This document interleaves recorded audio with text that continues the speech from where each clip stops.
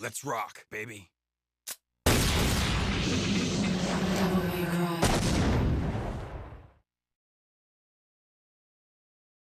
What up, dudes?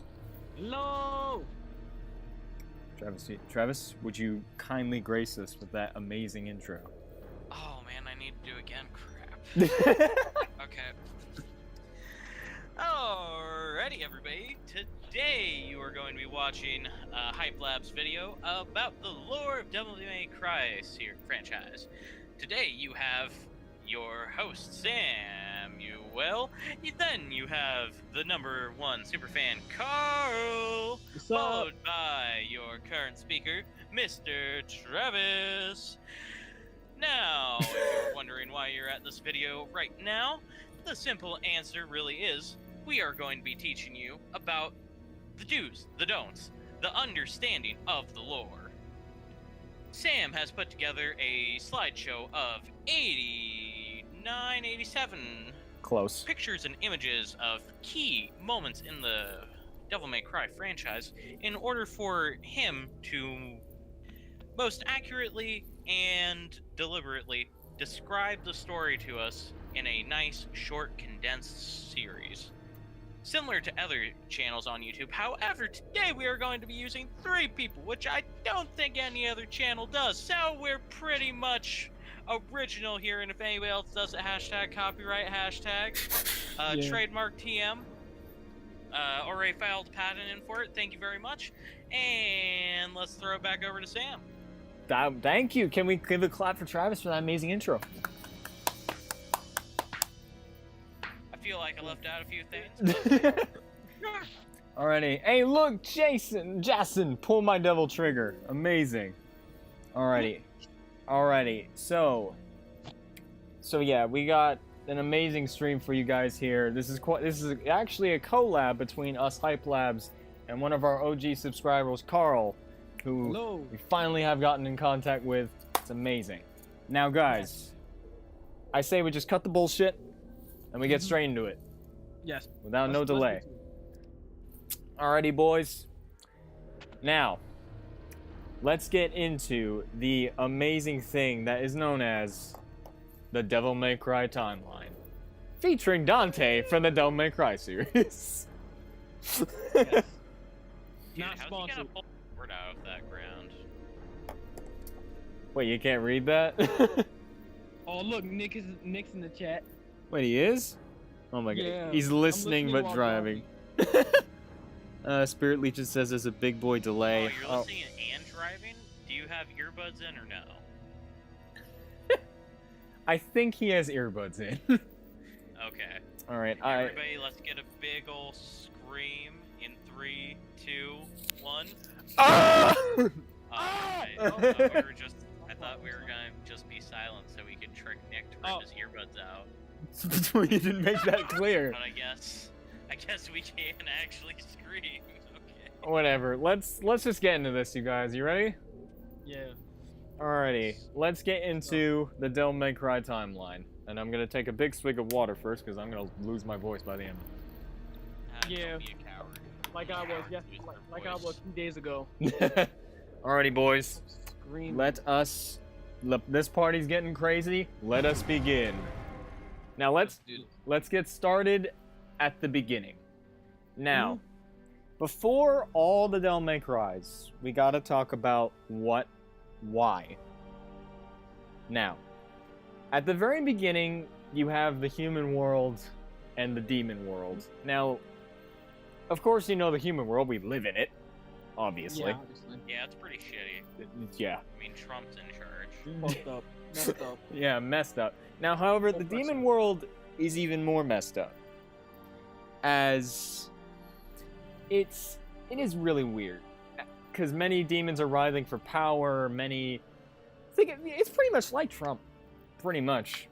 But all of this mainly revolves around Sparta, who is right there, and he is the king of the underworld's right-hand man. He's the one. He's one of the high lieutenants of the underworld, and he's quite badass.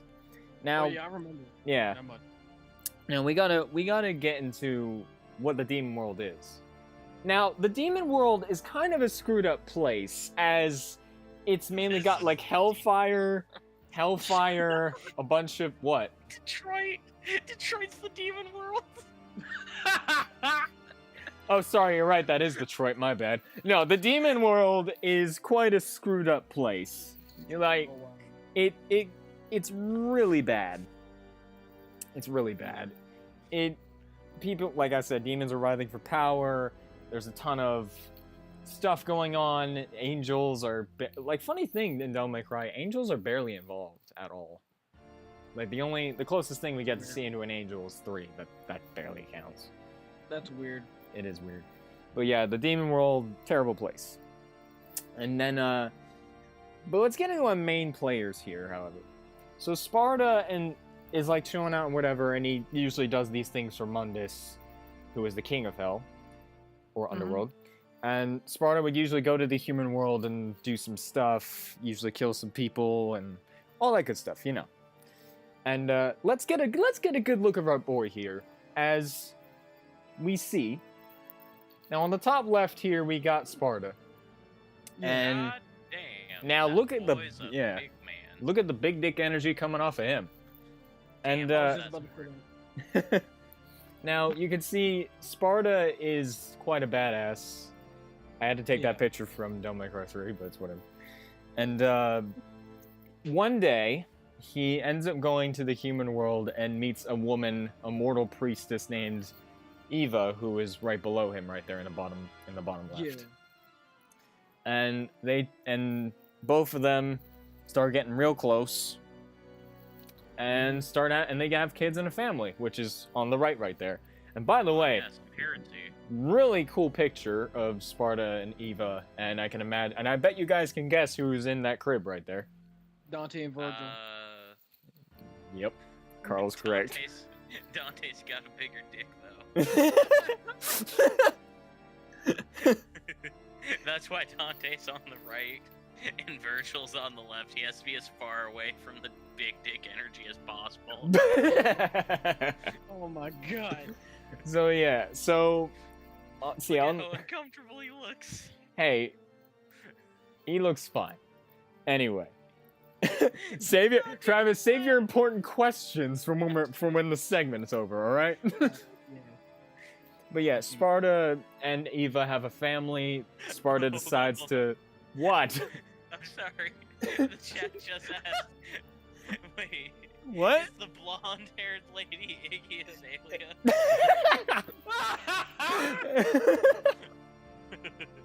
That's a fucking good one. I like that.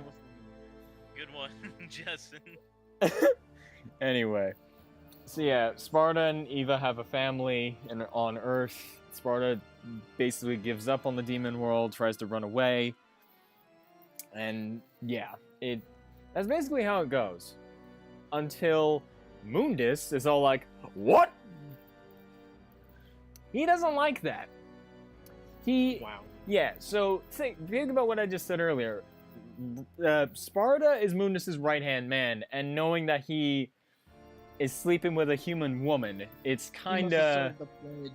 it's kinda forbidden. You're allowed to get pussy, Yeah. but I'm not. Go fuck you yourself. Yeah. It's kind of like that. Okay. Speaking of which, That makes sense. let's get a good look at Mundus. Look at this boy. Look at this boy. This is the king of the underworld right here. Huh. So Is that what he really looked like? that is, well, actually, funny question. We don't really know what he looks like. This is just the form he takes.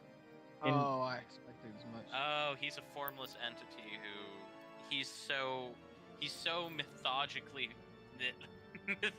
God damn it, I can't use words. He's so powerful that he doesn't have a physical form and he just takes on a physical form. Yeah. Like Well- this to fuck It you must over. be, right? Well, the thing is, Mundus thinks of himself as like as a god, so he takes on this form as he does in Devil May Cry 1. He literally thinks of himself as a god, even though he's just the king of hell. He's that strong. He's quite the big boy. As now, Sparta and Eva doing fine. However, years pass, And Sparta ends up starts to kind of train Dante and Virgil a little bit. They start to learn the ropes of kind of who they are. Until one day, Mundus finds them and attacks. And unfortunately, Eva gets killed in a really terrible manner. And Sparta is...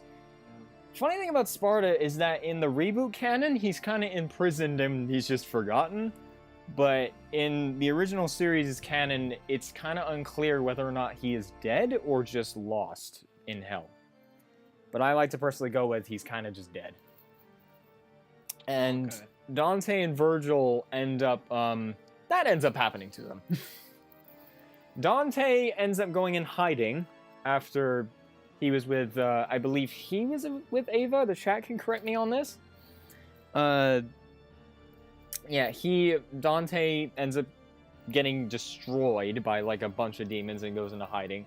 Virgil, as you can see, gets the worst of it. He literally gets stabbed a whole bunch by a bunch of demon skeletons. And, yeah, it is quite distressing. It is real bad. Oh, yeah. That's a bad time for a little boy. I highly recommend looking up the Devil May Cry manga, where this is from. Yeah. I known about it, but I never read it.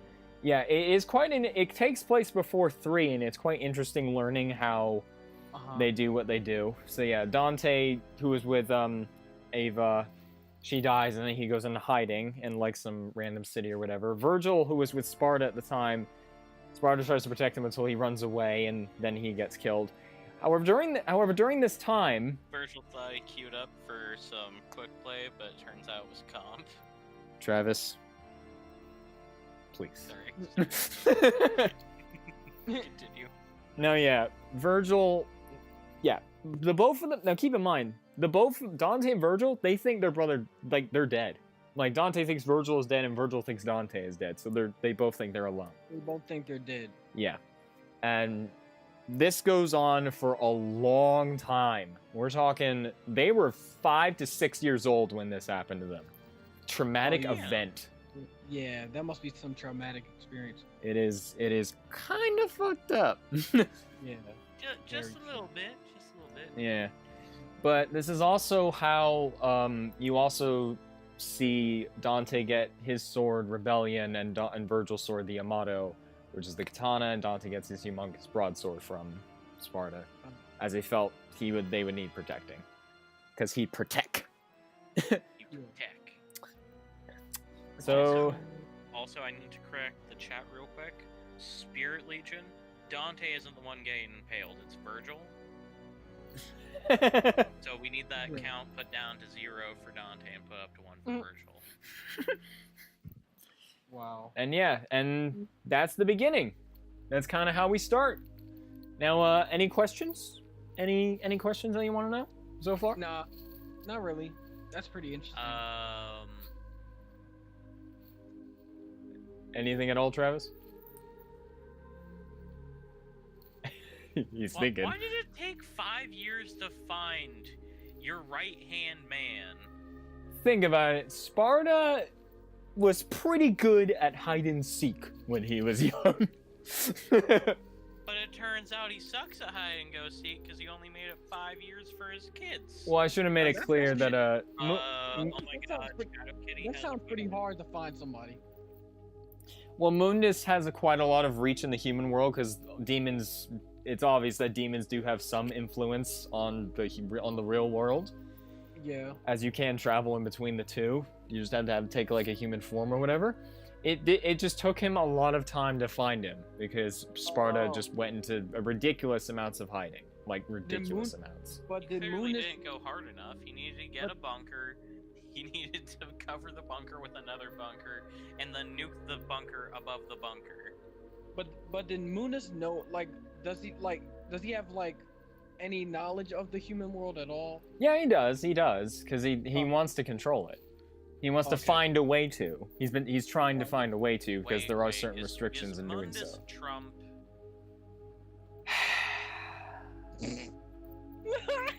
This is an important question. I need to know. This is not an important fucking question. This is just a dumb comparison. Okay. Demon Trump. Okay. Ugh, God. Demon Trump He's nerf. Bush. He's Bush. But how's chat doing, by the way? Yeah. Oh my God, Shadow Kitty. I have a question. Why? Question mark. Oh my goodness. Spur disappeared one day without production demons with a supernatural regardless. Oh, God damn it! Yeah, I forgot about that bit. Wow. Yeah, so I always, this is the problem with the reboot, is that they kind of fuck with your head with the beginning of how the lore works. It's somewhat the same, but there's like slight tweaks. I Oh. forgot about that bit. Thank you, Dio. I love your thumbnail, by the way. This, yeah, Sparta disappeared. Yeah, I really forget if he either died or disappeared. I did say that earlier. But yeah. So yeah, no more questions at all? Nah. Wait, Nope. did Dante's dad have a heart attack and die, and that's why his family descended into nightmarish levels of bullshit? No! No. Did he just like bamf out of existence or something? Travis, I'll get to that.